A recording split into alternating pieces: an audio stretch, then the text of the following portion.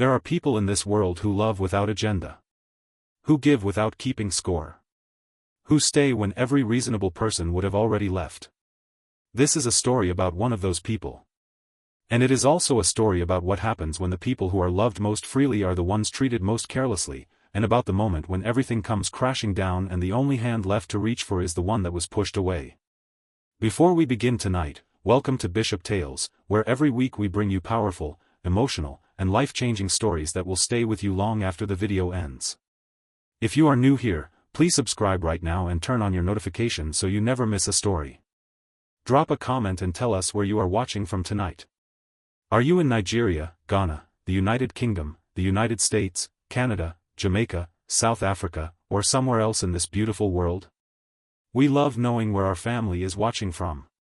Now make yourself comfortable, because this story is going to reach inside your chest and hold something there for a very long time. The Adise family home sat behind tall iron gates on the most desirable street in the city. From the outside it was the kind of house that made strangers slow their cars to look. 3 stores of pale stone, a circular driveway lined with flowering trees, windows that caught the evening light and turned it golden. People who passed it regularly spoke about the family inside the way people speak about things they admire from a distance, with a mixture of envy and assumption. The Adises have everything, they said. The Adises want for nothing. Inside the house, a 7-year-old girl named Lily sat alone at the bottom of the main staircase every evening holding a small stuffed rabbit and watching the front door. Her name was Lily Adise, and she was the only child of 2 people who loved her in the way that very busy people love things, intensely in theory and inconsistently in practice. Her father, Edward Adise, had built his wealth through 2 decades of relentless commercial focus. He ran companies in 3 sectors, employed over 400 people, and moved through his days at a pace that left very little room for anything that could not be scheduled. He was not a cold man. He had warmth in him, real warmth, the kind that came out on the rare Sunday afternoons when he was home and unhurried and would chase Lily around the garden until they were both breathless and laughing. But those Sundays were infrequent, and the weekdays were long, and by the time he returned home most evenings Lily was already asleep and he would stand at her bedroom door for a moment in the dark, watching her breathe, before going back downstairs to answer the messages that had accumulated during the drive home. He told himself there would be more time later. He told himself this every week. His wife, Priscilla, was a different kind of absent. Edward's absences were about ambition. Priscilla's were about avoidance. She had married into this life at 28 with the specific intention of living it fully, and living it fully, in her understanding, meant the restaurants and the events and the social circles that the Adise name opened for her. She was striking and well-dressed and excellent company at a party, the kind of woman who commanded a room without appearing to try. She had friends who called her every morning with plans and she almost always said yes. Brunch at the hotel by the water. Shopping in the new district. A weekend retreat with the girls. A private dinner on someone's rooftop. Priscilla moved through these occasions the way a fish moves through water, with complete comfort and complete belonging. What she moved through less comfortably was the house itself, the daily domestic reality of a child who needed her mother to be present in the ordinary unremarkable way that children need their mothers, not for celebrations or school plays or special occasions, but for the Tuesday afternoons and the rainy Saturdays and the ordinary evenings when nothing particular was happening except that a small person needed to feel that the most important person in the world was somewhere nearby. Lily had learned, by the time she was 6, not to expect her mother home before dark. She had learned, by the time she was 7, not to expect her home at all some nights. She had learned to fall asleep on the stairs waiting, and to wake up in her bed the next morning having been carried there by one of the household staff, and to say nothing about it over the breakfast that was usually eaten alone.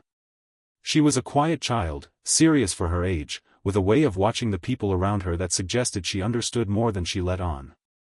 The house was full of people, staff who kept it running, a cook, a cleaner, 2 drivers, a gardener. But fullness of that kind is not the same as warmth, and Lily was 7 years old and she knew the difference. Then one morning a woman named Adise arrived. She came with a single bag over her shoulder and a way of moving through a room that was unhurried and completely attentive. She was in her early 30s, with a calm face and hands that looked capable and kind.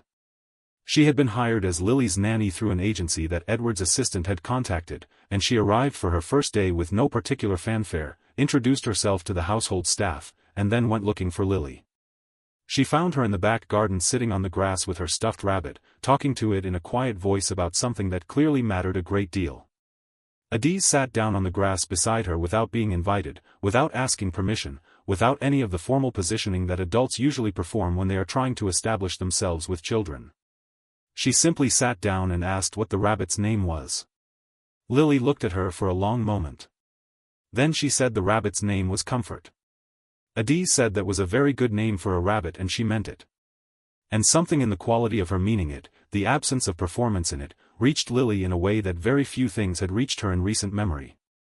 That was the beginning. Within 2 weeks, the shape of Lily's days had changed entirely. Adise woke her gently each morning with the particular patience of someone who understands that being woken is a transition that deserves to be made comfortable. She helped her dress, made sure she ate a real breakfast, packed her school bag with the care of someone who had thought about what the day would require. She was at the gate when school ended, always, without exception. She listened to everything Lily said on the drive home, and she listened in the way that children most need to be listened to, as though the details mattered, as though the small story about the girl in the class who said something unkind and the other girl who stood up about it was genuinely worth attending to, because it was. She helped with homework at the kitchen table. She invented games in the garden that made Lily laugh so hard she had to sit down on the grass. She told stories at bedtime that she made up as she went, long elaborate stories with recurring characters that Lily requested by name, and she remembered every detail from the night before so the story continued properly. She stayed until Lily's breathing slowed and her grip on the stuffed rabbit loosened, and then she tucked the blanket carefully and turned off the lamp and stepped quietly into the hallway. She stayed. That was the thing that changed everything, the simple fact of staying. Of being there when Lily looked up. Of being there when Lily returned from school. Of being there at 8 o'clock in the evening when the house was quiet and the front gate had not opened and no headlights had swung across the ceiling to signal that anyone was coming home. Of simply, consistently, reliably being there. Lily began to unfold. A child who had learned to hold herself inward began to open outward. She laughed more easily. She talked more freely. She stopped watching the front door. Priscilla noticed this. She would not have admitted, if asked, exactly when she began to notice, because noticing would have required a degree of presence she had not consistently maintained. But there came an evening when she returned home earlier than usual from a dinner that had ended abruptly when a friend developed a migraine, and she walked into the living room and found Lily and Adise on the carpet together, Lily lying on her stomach with her feet in the air, telling a story to Adise with an animation and a freedom that Priscilla had not seen in her daughter in a very long time. Lily did not look up when she heard her mother come in. She glanced toward the doorway, registered her mother's presence with a small neutral hello, and turned back to Adise to continue her story. Priscilla climbed the stairs to her room and sat at her vanity table and stared at her own reflection for a long time. What she felt was not guilt, or not primarily guilt.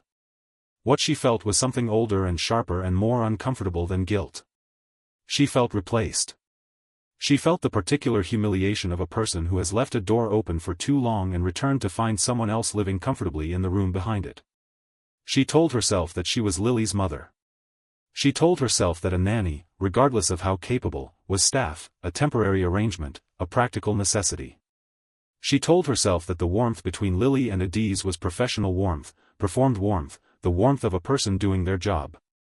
She told herself these things and did not entirely believe any of them. What she believed, in the place beneath the things she told herself, was that her daughter had stopped needing her. And rather than sitting with that understanding long enough to learn from it, rather than asking herself what had caused it and what she might do differently, Priscilla looked for somewhere to put the feeling that did not require her to change anything about herself. She found it in Adise. She decided, in the way that people decide things when they are in pain and looking for somewhere to put it, that Adise was the problem. That if Adise were not there, the gap between herself and her daughter would close naturally, inevitably, the way gaps are supposed to close between mothers and children. She did not ask herself why the gap had opened in the first place. She focused instead on the thing that appeared to be filling it. The decision formed itself in her mind the way decisions form when they are driven by feeling rather than reason. She would remove the nanny. She would find a way. She would reclaim her place in her daughter's life not by earning it back gradually through presence and patience, which would have required her to change her life, but by removing the competition, which would require her only to act. She began to watch Adise with different eyes. She looked for the mistake, the lapse, the moment that could be used. A wrong word. A careless action. Something she could point to and say, this is why she has to go. But Adise was careful and thorough and kind in her work to the point where finding a genuine grievance was genuinely difficult. A small thing here and there, a cup left in the wrong place, a light left on in an unused room, nothing that warranted real consequence. Priscilla raised these things in the sharp voice of a woman building a file, and Adise received them with the quiet composure of someone who knows she has done nothing wrong but understands the value of keeping her head down. Lily noticed all of it. She was 7 and she had the perceptive alertness of a child who has spent a long time watching adults for signs of what is coming. She positioned herself near Adise during these exchanges like a small sentinel, and the sight of this, her daughter standing protectively beside the nanny rather than beside her, made something clench in Priscilla's chest that she immediately converted back into anger. One evening, after Edward had gone to his study to finish a call, Priscilla sat alone in the large sitting room and opened her husband's work tablet, which she occasionally used for household accounts. She scrolled through files with the purposeful attention of someone looking for something specific without yet knowing exactly what it was. And then she found it. A folder of confidential business documents, the kind of thing that would matter enormously in the wrong hands, the kind of thing whose presence in an unexpected place would demand explanation. She looked at the documents for a long time. She thought about what it would mean to find them somewhere they should not be. She thought about whose hands, in the eyes of a worried husband, would be the most alarming place to discover them. The next morning she waited until the house was empty, until Lily had gone to school and Edward had left for the office and Adise was occupied in another part of the house. Then she moved quietly and deliberately, taking several pages from the confidential folder and sealing them in a plain envelope. She walked to the small room where Adise kept her personal belongings. She stood at the door for a moment, listening to the sounds of the house, satisfying herself that no one was near. Then she opened the bag carefully, pressed the envelope inside, and closed everything as she had found it. She went back to the sitting room and sat down and waited. When Edward came home that evening she told him she had noticed something disturbing. She said she had found some files missing from his work folder and that when she looked for them, not knowing where else to look, she had found them inside the nanny's bag. She said it with exactly the right degree of reluctance, the performance of a woman who hates to report something like this, who wishes she did not have to, who has no reason to make it up and every reason to wish it were not true. Edward's face changed in the way that the face of a man changes when something threatens what he has built. He became hard and quick, the way he was in a business crisis, decisive and cold. He called Adise into his office. He showed her the envelope. He asked her to explain. Adise looked at the envelope and looked at the documents inside and looked at the faces of the two people standing across from her, and she said, in a voice that was very steady for someone who was falling, that she had never seen those documents before in her life. That she would never take anything from this house. That she did not know how they had come to be in her bag. Lily came into the room. She looked at the envelope and she looked at her father's face and she looked at Adise's face and she understood, with the particular clarity that children have when they have been paying attention, that something was very wrong and that the person she loved most in the world was in danger. She said that Adise would never steal anything. She said it without calculation, without strategy, simply because it was true and she knew it was true and she could not stand in a room where a lie was being told about someone she loved without saying so. Edward told her to go to her room. Priscilla said gently that this was a matter for adults. Lily looked at her mother. Something in the look was older than 7. It said something that children are not supposed to know how to say and that this particular child knew because she had spent 7 years paying attention to who showed up and who did not. Then she left the room because she was 7 years old and she had no choice. Edward told Adise she was dismissed. Effective immediately. He said it with the finality of a man who has made a decision and is not prepared to revisit it, and Adise, who had too much dignity to beg and too much love for Lily to make the leaving a scene, nodded and said she understood and was sorry for any distress caused. She went to her room and took her bag and walked down the hallway to say goodbye to Lily, who was standing in the corridor with her stuffed rabbit held against her chest and her face already wet. Adise crouched down and held her. She told her to be strong. She told her she was the most wonderful person she had ever known. She told her that whatever happened, she would always carry her in her heart. Lily held onto her with both arms and said, "Please don't go, please don't go, please don't go," in the voice of a child who has already lost too much and knows it.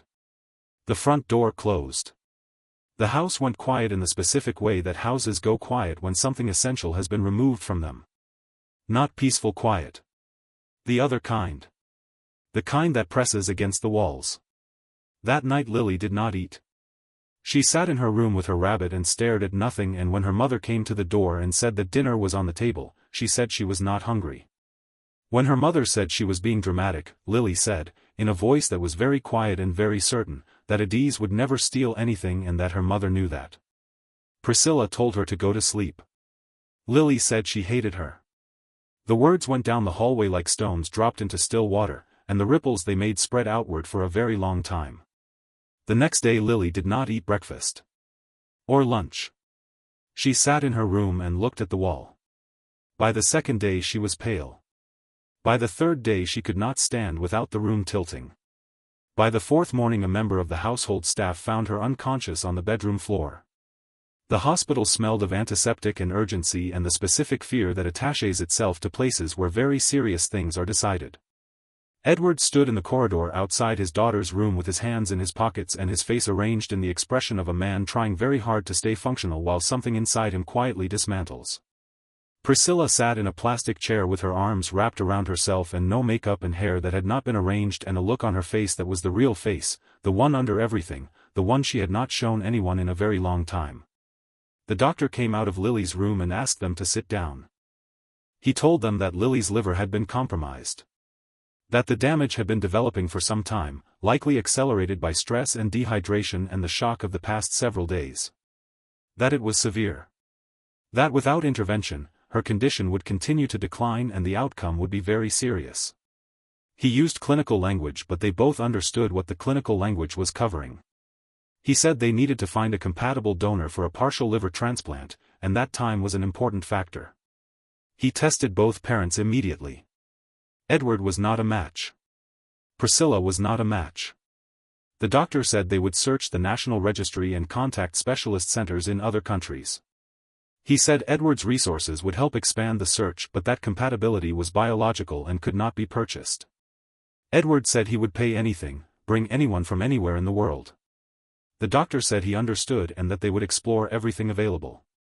Edward walked into his daughter's room and sat beside her bed and took her hand. Lily's eyes opened slowly. She looked at him with the particular exhaustion of a child whose body has been working too hard for too long. She said, in a voice so quiet he had to lean close to hear it, whether Adise had come back. The question opened something in Edward's chest that he was not sure would close again properly. He said not yet. Lily closed her eyes again and 2 tears moved down the sides of her face into the pillow and she said that she wanted her. Just that. I want her. Like a declaration. Like a fact. Across the room Priscilla stood and listened to her daughter call for another woman, and felt the full weight of every choice she had made over the past several years arrive on her at once. All of it together, the parties, the late nights, the absences, the mornings she had left before Lily got home from school, the evening she had called the house phone to say goodnight from a hotel bar and barely heard the answer because the music was too loud, the afternoon she had discovered her daughter standing protective and loving beside the woman she had decided to remove, and had chosen to see it as a threat rather than a lesson. All of it arrived at once and Priscilla sat down in the chair and put her face in her hands and stayed there. Edward found her like that when he came back from speaking with the doctor again. He sat across from her in the harsh fluorescent light of the hospital corridor and in the silence between them something shifted. Not fixed, not resolved, but shifted. He said quietly that he had not been there enough. That he had built a company and forgotten to build a presence in his own home. That he had trusted the house was being taken care of without asking whether his daughter felt taken care of. He said he was as responsible as anyone for what had happened. Priscilla lifted her face from her hands. She told him the truth. She told him everything. About the files. About the bag. About the plan she had formed in a mirror at midnight out of jealousy and pride and the inability to look at her own absence and name it for what it was. Edward listened. His face went through several things. When she finished he stood up and walked to the window and stood there for a long time without speaking. Then he turned around and said he was going to find Adise. Priscilla nodded. She said she thought he should. She said it quietly and without objection, like a woman who has finally stopped pretending that her position in this situation is something other than what it is. Edward did not have a driver take him.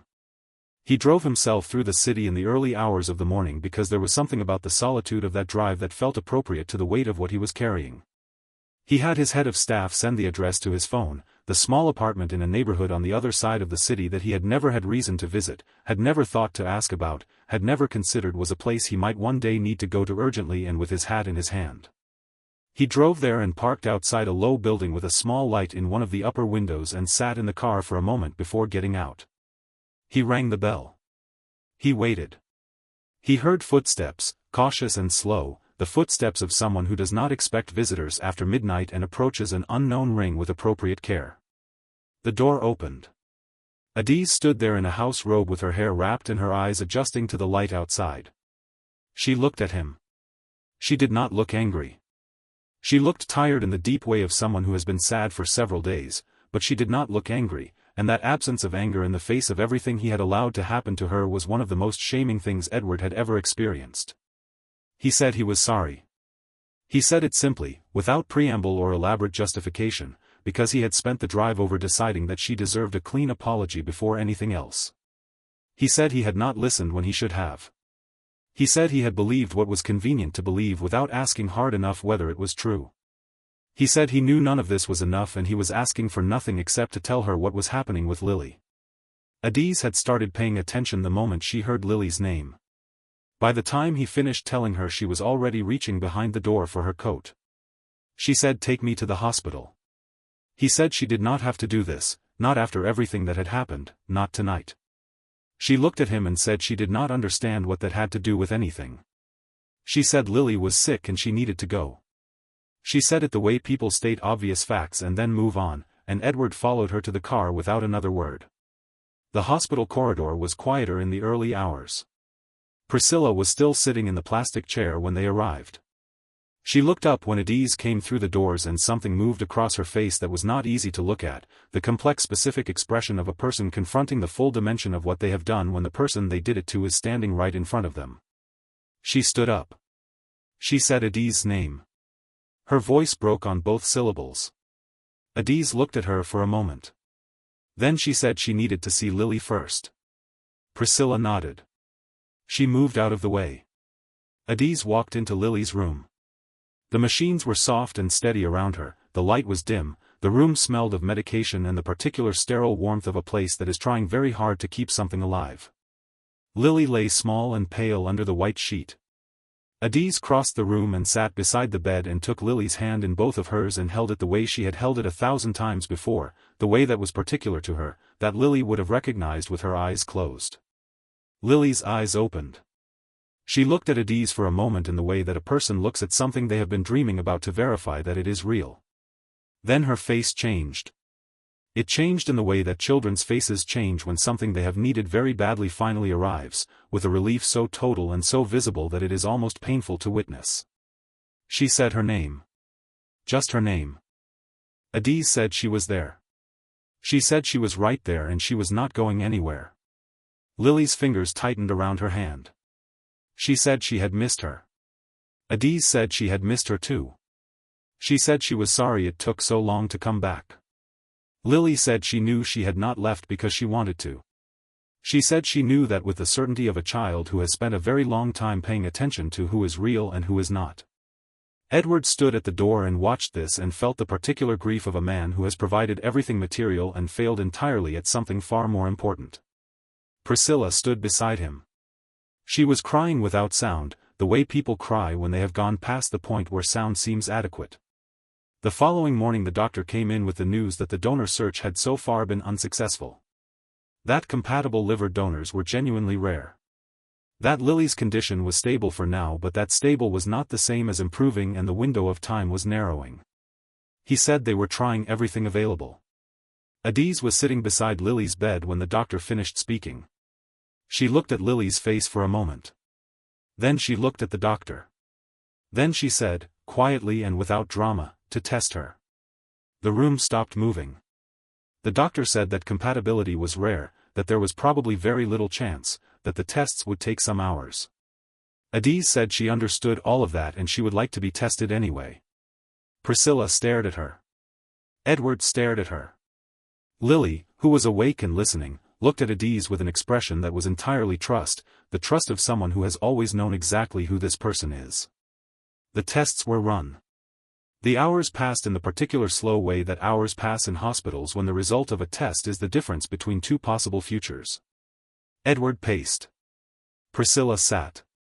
Adise sat beside Lily and they talked quietly about small things, about Lily's rabbit, about a program Lily had seen on television before she got sick, about a joke Lily remembered from a book Adise had read to her that she now retold with enormous satisfaction when Adise laughed exactly as much as the joke deserved.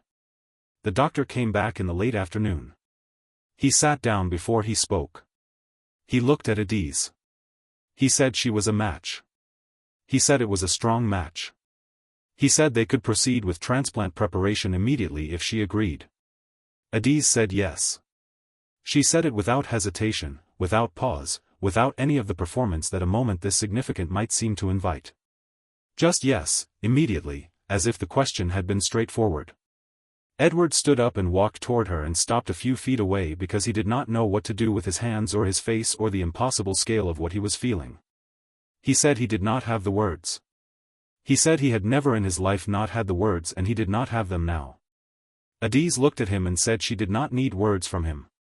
She said she needed him to be present in that house from now on, genuinely present, not visiting his own family but living in it. He said he would. He said it simply. She nodded. Priscilla came to stand before her. She was a woman who had spent her adult life performing confidence and in this moment she had none of it. She said Adise's name and then she said she was sorry, and then she said it again because the first time had not felt like enough and the second time still did not, but she did not know another language for it. She said she had been jealous of the love between Adise and Lily instead of being grateful for it. She said she had chosen her pride over her daughter's well-being and she had done something unforgivable to a person who had done nothing but love her child, and she knew that sorry was a small word for a large wrong, and she was saying it anyway because it was all she had. Adise looked at her for a long moment. Then she said that what mattered right now was that Lily lived. She said there would be time for the rest of it later. She said it without coldness and without excessive warmth, in the tone of a person who has thought about something clearly and arrived at the part that is true. Priscilla nodded. She sat down. She put her hands in her lap. She stayed. The surgery took many hours. They waited in a room where time moved differently, where each minute had a weight to it that normal minutes do not carry. Edward sat with his hands clasped and his eyes closed for long stretches. Priscilla sat beside him. At some point during the second hour of waiting she reached over and put her hand on top of his without saying anything and he did not move it away. They sat like that for a long time, not fixed, not the same as they had been, but present together in the place where the thing that mattered most was happening, and that was something. When the surgeon came out, his face gave the answer before his words did. He looked tired and relieved in the particular combination that belongs to someone who has done something very difficult and done it well. He said the surgery had gone as they had hoped. He said both Lily and Adise were stable. He said the liver was functioning. He said if recovery continued as expected, Lily would go home within several weeks. Edward closed his eyes. Priscilla pressed both hands to her mouth. Neither of them spoke for a moment. Then Edward made a sound that was not a word, just a sound, and Priscilla said thank God and meant it in a way she had not meant a prayer in a very long time. 3 weeks later, the room had changed. The machines were fewer. The light from the window was allowed in more fully. Lily was sitting up and asking for things with the particularity of a child whose appetite for the world has returned, which is the best possible sign. She wanted a specific flavor of juice. She wanted to know whether her rabbit had been looked after. She wanted to hear the next part of a story Adise had been telling her in installments over the past week, leaving each session on a note of suspense that Lily complained about with tremendous pleasure. Adise was recovering in the adjacent room, and on the afternoon when the doctor said she could be moved to a chair and sit with visitors, Lily asked whether she could go next door. A nurse wheeled her in a chair down the short corridor and into the room where Adise was sitting up with her hands folded and her eyes already brightening at the sound of wheels in the hallway. Lily reached for her hand the moment she was close enough and held it with both of hers and said she owed her everything. Adise said that she owed her nothing. That this was simply what love does. That love shows up, love stays, love does not keep a ledger. Priscilla came into the room behind the wheelchair. She stood near the door. She had been different in these weeks, present in the specific and unremarkable way of someone who has stopped performing presence and started actually doing it. She had been at the hospital every day. She had been the one to sit with Lily through the nights that were difficult, the ones where Lily ran a temperature or woke frightened from a dream. She had held her hand and stayed. She had not left to go anywhere. She had simply been there, and the quality of being there without an audience, without anyone to tell about it, without any benefit to herself, was a different thing entirely from everything she had done before, and Lily felt the difference though she could not yet have put it into words. She looked at her mother in the doorway. She looked at her for a long moment. Then she said, quietly, "Come in, Mum." Priscilla walked across the room and sat beside her daughter's wheelchair and did not say anything because there was nothing to say that the sitting did not say more completely. Edward stood at the door and watched his daughter and his wife and the woman who had saved both of them in different ways sitting together in a small hospital room in the afternoon light, and he thought about all the evenings he had stood outside Lily's bedroom door without going in, all the mornings he had left before she woke, all the meals he had attended in body while remaining elsewhere in mind, and he thought about what it had taken to understand that none of the things he had been building were worth anything if the people he was building them for were growing up without him. He walked into the room and sat beside his daughter and took her other hand, and Lily looked at him with the uncomplicated affection of a child who still believes in people's capacity to become better, which is one of the most generous things a person can believe. Months later the Adise home was the same house in the same street behind the same tall gates. But the inside of it was different in the way that the inside of a house is different when the people in it have decided to actually inhabit it rather than simply use it as a backdrop for their separate lives. Priscilla had stopped going out most evenings. She went out sometimes, she was still herself, but she came home and she was present when she came home and she had begun to learn her daughter's preferences, her rhythms, her particular way of moving through the world, the way a mother learns these things by paying attention over time. She attended school meetings. She knew Lily's teachers' names. She knew which subject Lily found hard and which one made her come home energized with things to say about it. She knew that Lily slept best with the window open a crack even in cool weather and that she liked her juice with ice in the morning and without ice in the afternoon. These were small things. They were also everything. Edward left his office at a consistent time. He had told his team that his evenings were for his family and that outside of genuine emergencies this was not a negotiable boundary. His business had not collapsed as a result. His company was in the hands of capable people who did not need him to be physically present for 16 hours a day to function. He came home and he was there, at the dinner table, at the small homework crises, at the bedtime stories that Lily still sometimes wanted told in the particular style that Adise had developed and that Edward was now learning to replicate with Lily's patient and detailed coaching. Adise was part of the family now in a way that was not described by any professional title. She had her own room in the house, her own respected place at the table, her own relationship with Lily that was understood by everyone, including Lily's parents, to be something real and permanent. She was not replacing either parent. She was herself, and her place was her own, and Lily had room in her heart for all of them, which is the way children are when they are allowed to be. One evening they sat at the dinner table together, all four of them, and Lily told a joke that she had been preparing all day and delivered with elaborate timing and then looked around the table for the response. Edward laughed first. Adise laughed a beat after. Priscilla laughed and shook her head and said she could not believe that was a real joke. Lily said it was absolutely a real joke and there were more where that came from. They ate the rest of the meal in the warm noise of people who have stopped performing for each other and started simply being together, and outside the tall gates the street was quiet, and people still passed and looked at the house and thought about what the family inside must have. What the family inside had was this. A child who had been given back her health by someone who loved her without condition. Two parents who had been given back the chance to be present by a crisis that stripped everything away and showed them what was real. A woman who had been wronged and had chosen, at the moment when choosing the other thing would have been entirely understandable, to let love be the decision. And an ordinary evening at a dinner table where everyone who mattered was in the room, which is, in the end, the only kind of wealth that actually counts. The woman they threw out came back to save what their pride had nearly destroyed. And the house that had once looked like a dream from the outside had finally, for the first time, become one on the inside too.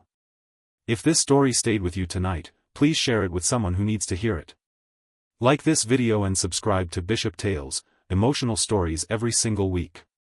Drop a comment below and tell us where you are watching from, and tell us what this story made you think about. What does it make you want to change? We want to know.